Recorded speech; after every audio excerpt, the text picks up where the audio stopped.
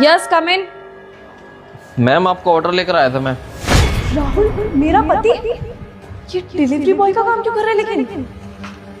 Ma'am order है आपका, लीजिए ना। हाँ एक सेकंड, यहाँ पे रख दीजिए। मैम इसके 950 रुपये। जी एक काम करो, ये 1000 रुपये रख लो, आप 50 रुपये आपकी टिप समझ लेंगे। Thank you ma'am. सुनो, जी मैम। आप पहले चित्रकूट सोसाइटी में रहते थे क्या? हाँ, लेकिन आपको कैसे पता? अरे वो एक्चुअली क्या है ना, आपकी वाइफ थी अंकिता, मैं उससे मिलने आई थी 1-2 बार, तभी आपको देखा था। अच्छा चलिए चलता हूँ। अरे एक सेकंड सुनिए तो, जहाँ तक मैं आपको जानती हूँ आपकी तो बहुत सारी फैक्ट्रियाँ थी ना, अच्छा खासा कमाते थे आप, आपकी वाइफ ने बताया था मुझे। तो अचानक से ऐसा क्या हो गया कि आपको ये डिलीवरी बॉय का काम करना पड़ रहा है? कुछ नहीं मैम, वो फैक्ट्री में थोड़ा सा लॉस हो गया था, तो उसी की वजह से ना मेरा सारा काम बंद हो गया। अब बस डिलीवरी बॉय का काम कर रहा हूँ मैं। तो ठीक है मैम, मैं चलता हूँ, मुझे और भी ऑर्डर डिलीवर करने हैं।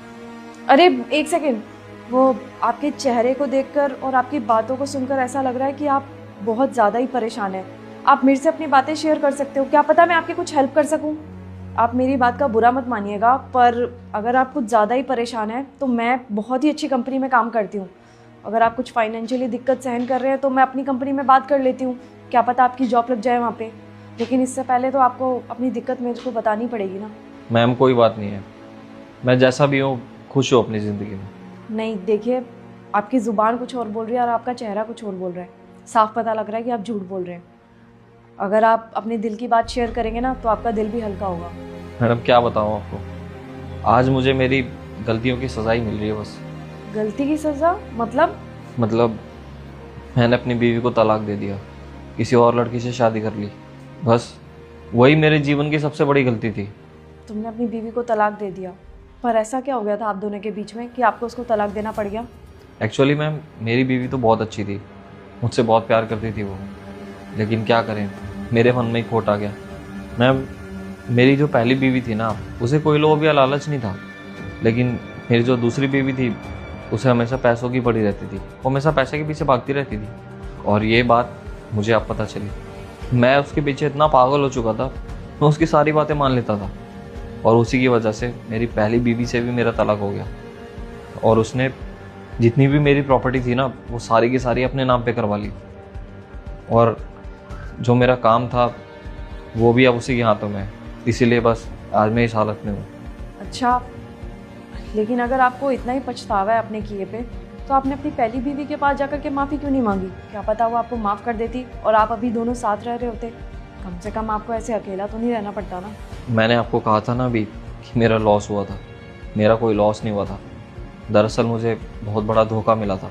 उसने जब सारी की सारी प्रॉपर्टी अपने नाम करवा ली, बिजनेस अपने नाम करवा लिया, उसके बाद उसने मुझे छोड़ दिया।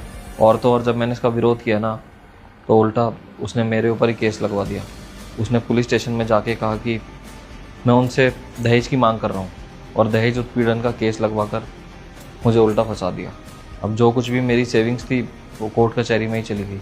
बड़ी मुश्किल से अपने जीवन की नई शुरुआत की मैंने, बहुत मुश्किल से पीछे छूटा उससे। अब जो मेरी पहली वाइफ थी, मुझसे इतना प्यार करती थी, इतना भरोसा करती थी मुझ पर, मैंने उसे ही धोखा दे दिया।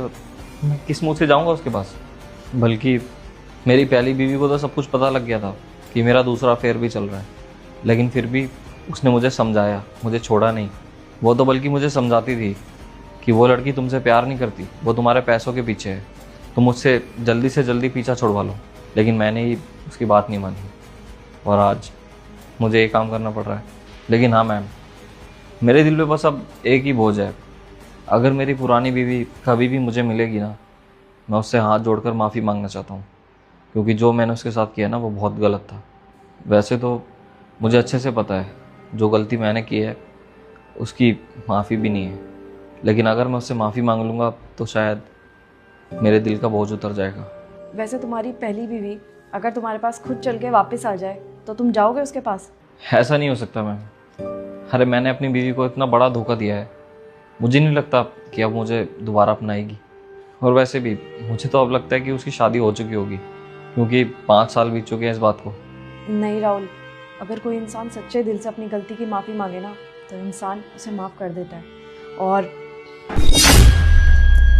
मैंने तुम्हें माफ़ कर दिया। अंकिता, तुम यहाँ? अंकिता प्लीज़ मुझे माफ़ कर दो यार, मुझसे बहुत बड़ी गलती हो गई। मैंने तुम्हें इतना बड़ा धोखा दे दिया, लेकिन हाँ मुझे उस चीज़ का पछतावा है। मैं तुम्हें दिन रात याद करता था, दिन रात यही सोचता था कि तुमसे माफ़ी कैसे मांगूं, तुम्हारे पास वापस कैसे आऊं। लेकिन क्या करूं, समय की मार ने मुझे यहाँ पे लाके खड़ा कर दिया। और देखो आज तुमसे मिला हूं तो किस हालात में। प्लीज़ अंकिता मुझे माफ़ कर दो यार। तुमने तो मुझे इतना समझाने की कोशिश की थी, लेकिन मैं ही पागल था, मेरी अकल पे ही पत्थर पड़े हुए थे, कुछ नहीं समझ पाया मैं। लेकिन आज सिर्फ तुमसे माफ़ी मांगना चाहता हूँ, हो सके तो प्लीज़ मुझे माफ़ कर देना अंकिता।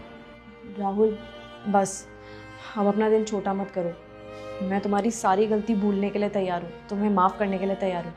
बस बदले में मेरी एक शर्त है। मुझे तुम्हारी सारी की सारी शर्तें मंजूर हैं अंकिता, बस एक बार प्लीज़ तुम मुझे माफ़ कर दो। तुम जो कहोगी मुझे मंजूर है सब कुछ। तो राहुल मेरी शर्त यह है कि तुम्हें मेरे से दोबारा से शादी करनी पड़ेगी। क्या? शादी? अंकिता मैंने तुम्हें इतना बड़ा धोखा दिया, उसके बाद भी तुम मुझसे शादी करना चाहती हो? हाँ राहुल, मैं तुमसे बहुत प्यार करती हूँ और पहले भी बहुत ज़्यादा प्यार करती थी। जब तुमने मुझे डाइवोर्स दिया ना तो मैं बहुत ज़्यादा डिप्रेस्ड हो गई थी, पर फिर मैंने अपने दिल को मनाया और अपनी आगे पढ़ाई कंटिन्यू की। और पढ़ाई करने के बाद मैं यहाँ पे आ गई, मेरे को बहुत ही अच्छी कंपनी में जॉब ऑफ़र मिला था। तो मैंने सोचा कि क्यों ना अपनी लाइफ को दोबारा से स्टार्ट किया जाए। पर मुझे नहीं पता था राहुल, भगवान हम दोनों को दोबारा से मिला देंगे और मैं अब ये मौका खोना नहीं चाहती। मैं तुमसे दोबारा से शादी करना चाहती हूँ राहुल, क्योंकि मैं अभी भी तुमसे बहुत प्यार करती हूँ। तो राहुल मैं तुमसे शादी करने के लिए तैयार हूँ, पर तुम मुझसे शादी करोगे? हाँ अंकिता, क्यों नहीं, मैं आज भी तुमसे बहुत प्यार करता हूँ। Rahul I love you so much. I love you too Ankita.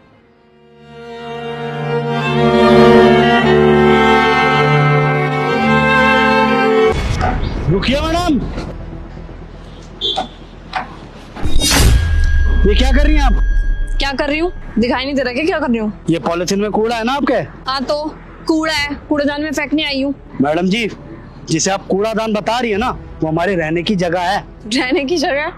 अच्छा, तो छोटे छोटे से घर हैं, मुझे लगा कूड़ेदान होगा। मैडम जी जुबान संभाल के बात कीजिए आप। जिसे आप कूड़ा घर बताई जा रही है ना, ये हमारे रहने की जगह है और हमारे जैसे सैकड़ों परिवार रहते हैं यहाँ पर। और मैडम जी आप जैसे कई लोग आते हैं जो यहाँ पे कूड़ा कचरा फैला देते हैं। अरे पूरा दिन साफ करते हैं, रात में सोते हैं, रात भर में कोई कूड़ा कचरा फेंक देता है, सुबह उठते हैं तो देखते हैं सैकड़ों की संख्या में कोई पन्नी पड़ी है, कोई कचरी का पैकेट पड़ा है, कुछ जूते पड़े हैं। पता नहीं क्या समझ रखा है लोगों ने इस जगह को। अरे क्या लिखवा दे बोर्ड पर कि ये रहने की जगह है, कूड़ा मत फेंकिए यहाँ पर। अबे ओ, पहले ना मेरे से जबान संभाल के बात कर।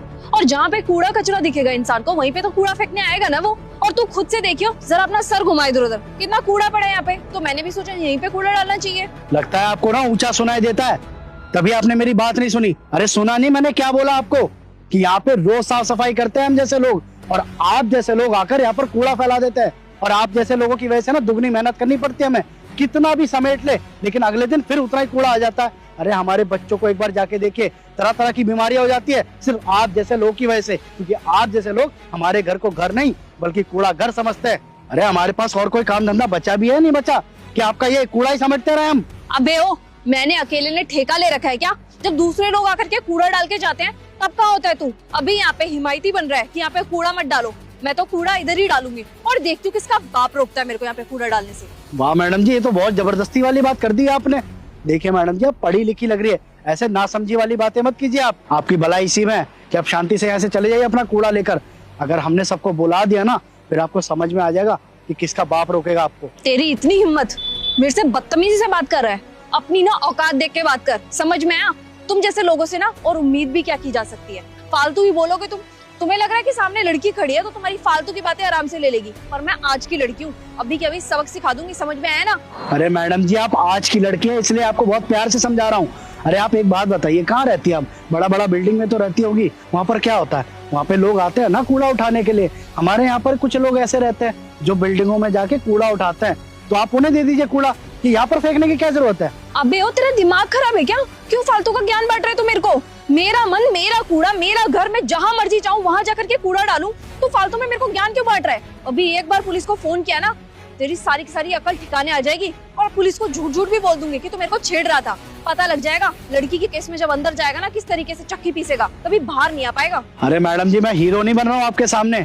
मेरे सामने आप जैसे कई लोग आके कूड़ा फेंकते हैं ना, तो सबको मैं ऐसे ही टोकता हूँ जैसे आपको टोका है। बेशक कम पढ़े लिखे हम, लेकिन इतना जरूर जानते हैं कि कूड़ा कहाँ फेंका जाता है। आपसे हम बहस नहीं करना चाहते, साफ बोल रहे हैं। आप यहाँ पर कूड़ा नहीं डाल सकती, बात खत्म। और अगर हमारे कहने के बावजूद आपने यहाँ पर कूड़ा डाला, फिर ध्यान रखना आप, हम आपको सबक जरूर सिखाएंगे। अच्छा, मुझे सबक सिखाएगा, मेरे खिलाफ एक्शन लेगा? तो ठीक है, मैं भी देखती हूँ कि तू क्या एक्शन लेता है। ये ले, फेंक दिया कूड़ा। अब जो तेरे बस की हो ना वो कर लियो।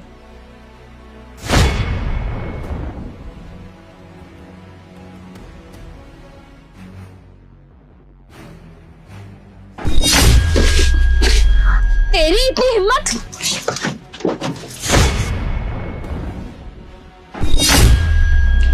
तेरी इतनी हिम्मत कैसे हुई? तूने मेरी गाड़ी के अंदर कूड़ा कैसे डाला? क्योंकि मैंने बोला इसे ये सब करने के लिए। राहुल सर, आप यहाँ पर? लेकिन आपने इसको क्यों बोला मेरी गाड़ी में कूड़ा डालने के लिए?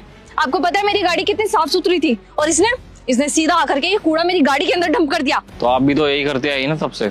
इसने तो आपकी गाड़ी गंदी की है और आप इन लोगों का घर गंदा कर रहे हो। वो जगह बिल्कुल साफ थी पहले, लेकिन आपने और आपके जैसे कई सारे लोगों ने ना वहाँ की पूरी जगह कूड़ा डाल डाल कर गंदी कर दी है। आपको पता है एक बात, वो जगह अब रहने लायक नहीं लगती, वो सच में ही कूड़ादान लगता है। पता है क्यों? आप जैसे केयरलेस लोगों की वजह से। और एक बात बताइए, जब सोसाइटी में कूड़ा उठाने वाले आते हैं, मेंटेनेंस वाले रोज के रोज उनको कूड़ा उठाने के लिए बोलते हैं, लेकिन आप तब क्या कर रही होती हैं? सर, वो लोग ना कूड़ा लेने के लिए 7 बजे आते हैं। अर्ली मॉर्निंग मेरे से नहीं उठा जाता, मैं उस टाइम सो रही होती हूँ। सही कहा आपने, आप उस टाइम सो ही रखी होती हैं, और अभी भी आप सो ही रही हैं। देश के प्रति आपका कुछ योगदान नहीं है, और तो और आपके अंदर जीरो सिविक सेंस है। और आपको क्या लगता है, आप दूसरों का घर गंदा करेंगी तो आपका घर कोई छोड़ देगा? ये मत भूलिए, आपसे भी बहुत बहुत पैसे वाले लोग हैं। भले ही आपने सोसाइटी में फ्लैट ले रखा होगा, लेकिन अगर वो लोग आपके घर पे आके कूड़ा फेंकेंगे तो आपको कैसा लगेगा? और अभी तो सिर्फ इन्होंने गाड़ी में ही कूड़ा डाला है, और दोबारा ऐसा किया ना तो आपके घर में कूड़ा फेंकवाऊंगा, और तो और फाइन भी लिया जाएगा आपसे। सर, मुझे तो ये बात समझ में नहीं आ रही है कि आप इनके बिहाफ में इतना क्यों बोल रहे हैं। मैंने सोसाइटी थोड़ी गंदी की है, मैंने तो सोसाइटी के बाहर जाकर के कूड़ा डाला है ना। तो आप सोसाइटी के इंचार्ज हैं, तो जब मैंने सोसाइटी गंदी नहीं करी तो आप इतना सब कुछ मेरे को क्यों सुना रहे हैं? और वैसे भी जहाँ ये रहते हैं ना, वो कूड़ेदान ही लगता है, कूड़ा घर ही लगता है, तो वहाँ पे बस मैं कूड़ा डंप करने गई थी। मुझे लगता है शायद आपको पता नहीं है, ये जितनी भी जमीन है ना, ये भी हमारी सोसाइटी के अंडर ही आती है, और हम ही लोगों ने इनको वहाँ पे रहने की जगह दी है, क्योंकि ये लोग हमारे यहाँ पे मजदूरी का काम करते हैं। और अगली बार मैंने ऐसे आपको कूड़ा फेंकते हुए देख लिया ना, या फिर इन्होंने मुझे बताया, तो पूरे 51,000 रुपए का फाइन देना पड़ेगा आपको। और आपने ज्यादा मनमानी करने की कोशिश की तो मैं आपकी ये फोटो ग्रुप में डाल दूंगा, वो लोग आपको शायद यहाँ से निकाल ही दें। और बेहतर यही होगा कि आगे से आप यहाँ पर कूड़ा ना फैलाएं और अपनी सोच को सुधारें, क्योंकि अगर आप अपनी सोच बदलोगे ना, तभी देश बदलेगा। चलता हूँ।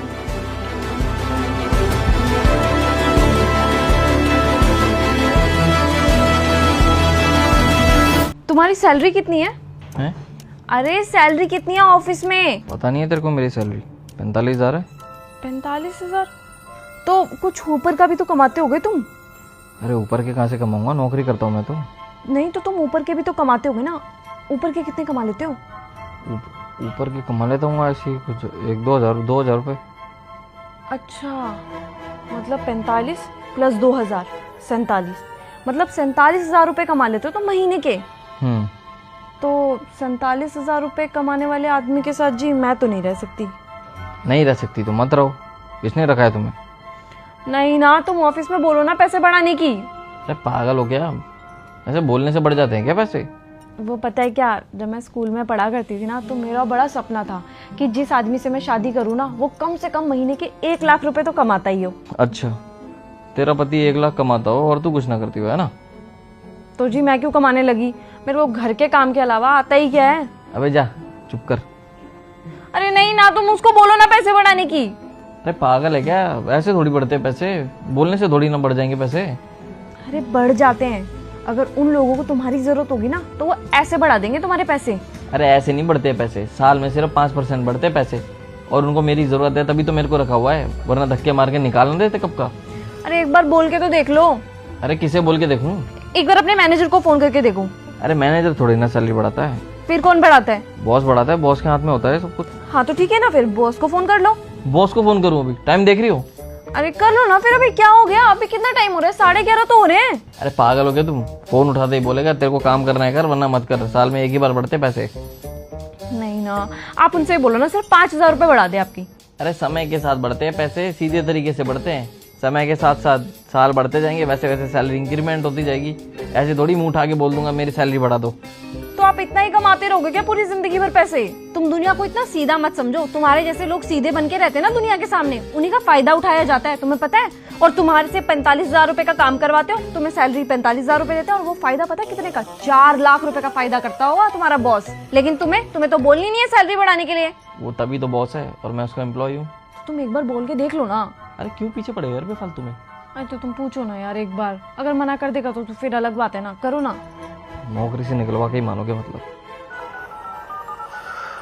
हेलो, नमस्ते सर। नमस्ते राहुल, मैं थोड़ा सा बिजी हूँ, थोड़ी देर बाद कॉल करता हूँ। ठीक है सर, बढ़वा लो पैसे। तो अभी फोन आएगा उनको दोबारा, तब बोल देना। कितने बोलूँ? 5 बोलूँ?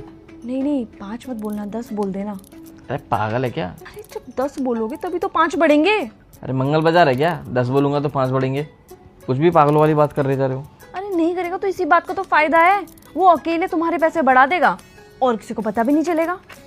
सही फायदा है ना। हेलो। हेलो। हाँ राहुल। हाँ तुम कैसे? मैं बढ़िया सर, आप कैसे हो? मैं भी बढ़िया हूँ। सर मैं पूछ रहा था कि आप मेरी सैलरी बढ़ा सकते हो क्या?